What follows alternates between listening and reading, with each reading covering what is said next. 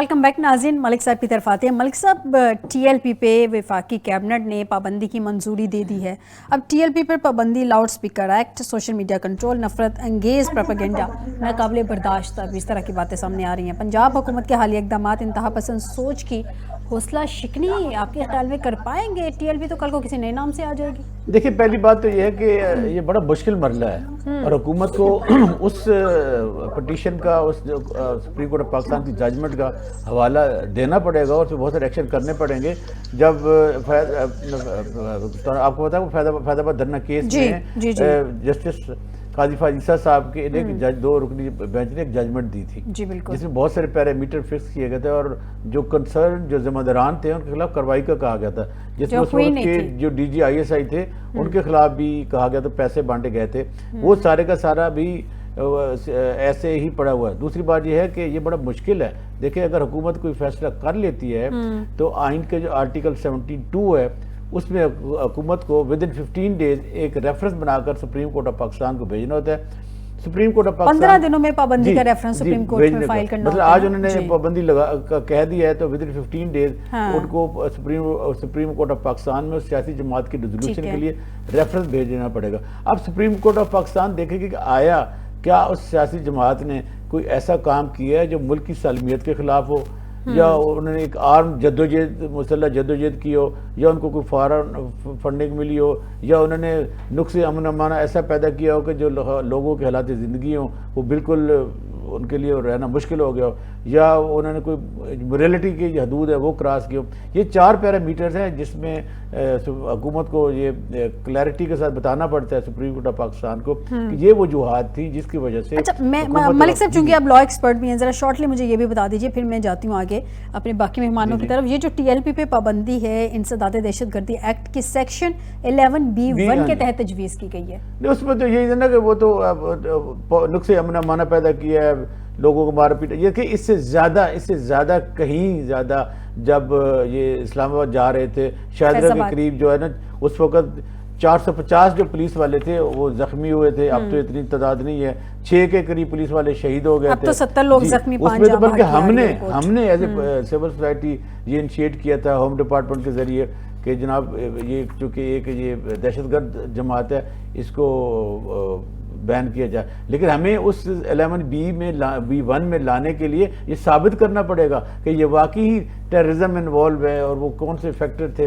ये बड़ा मुश्किल है। मैं नहीं समझता कि 54 में एक पाबंदी शायद 1 में एक लगी थी एक सियासी जमात पे, लेकिन तो उसके हालात, हाँ जी, उसके हालात और थे। अब मुझे नहीं लगता कि आज के इस पेचीदा दौर में, सोशल मीडिया के दौर में, supreme court of Pakistan government के इस पॉइंट रेफरेंस के साथ एग्रीड करेगी। अगर supreme court of Pakistan consideration के बाद, डिस्कशन के बाद समझती है कि हुकूमत का रेफरेंस ठीक है तो फिर इलेक्शन कमीशन को भेज देगी रेजोल्यूशन के लिए।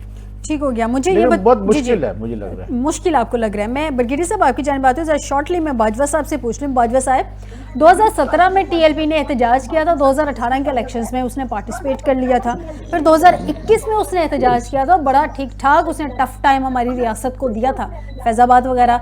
उसके बाद 2024 में भी उसने फिर जो है उसको इलेक्शन में इजाज़त मिल गई थी। सर, किस तरह से ये सारे मामलात, अगर ये एक पार्टी है, वो दहशतगर्द पार्टी है या जिस तरह की भी पार्टी है, वो टफ टाइम दे रही है, वो बाहर सड़कों में निकल रही है, जब दिल चाहता है वो बाहर आ जाती है, और अब उसको बैन करने की बातें हो रही हैं, तो हर दफ़ा वो इलेक्शन में पार्टिसिपेट कैसे कर लेती है? सर, इस पे भी कोई रूल्स बना लें। आप तो असेंबली में बैठे हुए हैं।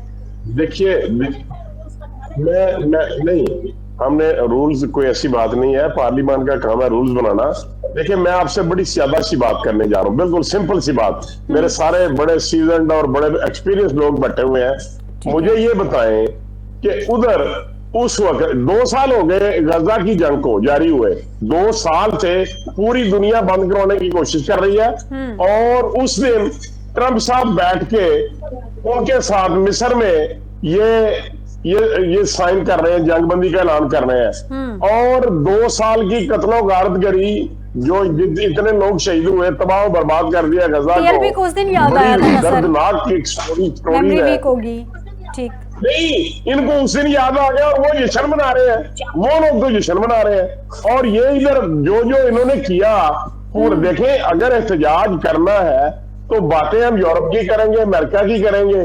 اگر احتجاج کرنے والوں کا حق احتجاج کرنا ہے تو کیا میرا حق نہیں کہ میں اپنی یونیورسٹی جا سکوں, یا میں اپنی والدہ کو لے کے ہاسپٹل جا سکوں, یا اپنے بچوں کو لے کے میں اسکول چھوڑنے جا سکوں, یا میں اپنی جاب پہ جا سکوں, یا میں ایئرپورٹ پہ جا سکوں؟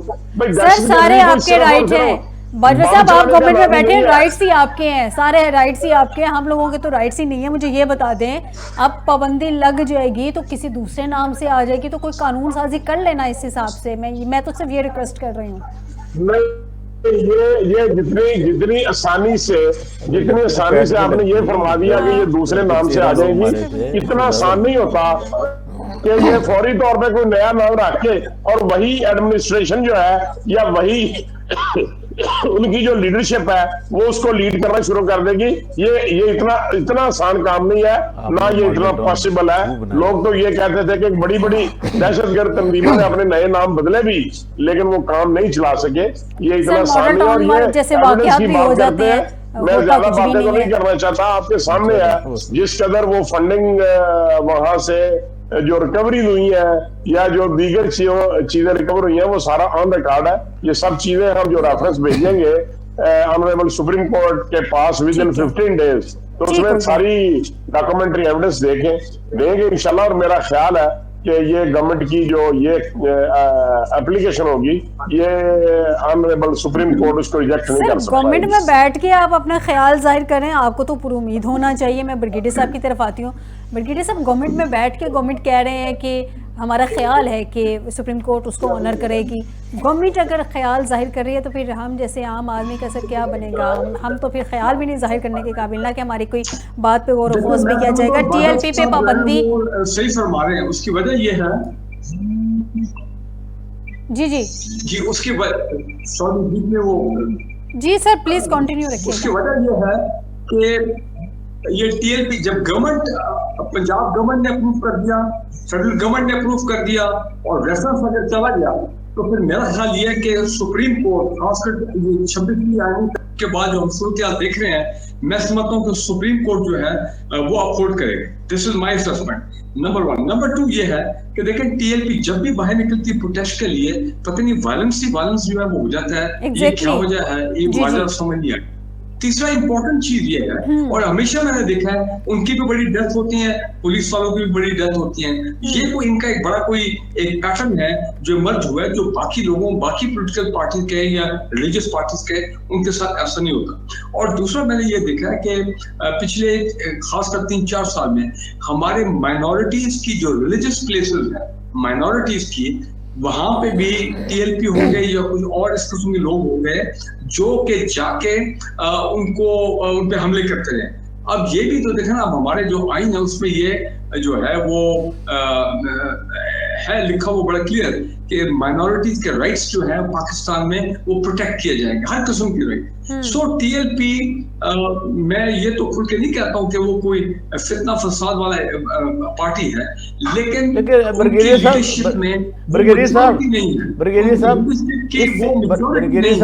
کہ وہ اپنا ایک ذمہ دار رول جو ہے وہ ادا کر سکے پاکستانی پولیٹکس میں یا پاکستانی معاشرے میں. برگیڈیئر صاحب کچھ کہنا چاہ رہے تھے ملک صاحب آپ سے. جی برگیڈیئر صاحب, میں یہ کہنا چاہ رہا ہوں کہ حکومت کے اقدامات سے کہیں زیادہ جو فیض آباد دھرنا کیس پہ سپریم کورٹ آف پاکستان کی ججمنٹ ہے اس میں تو اگر اس کو امپلیمنٹ کر دیں تو یہ سارے کا سارا کھیل ختم ہو جائے گا. اس میں تو بہت زیادہ پیرامیٹر بتائے گئے ہیں.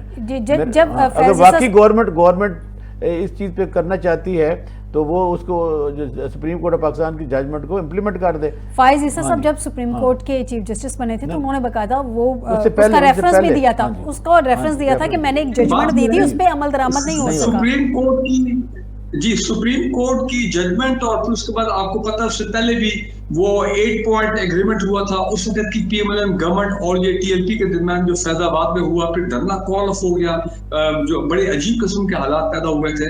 سو آئی ڈونٹ, میرا خیال ہے ابھی جو سپریم کورٹ کا فیصلہ ہوگا it will be based on this.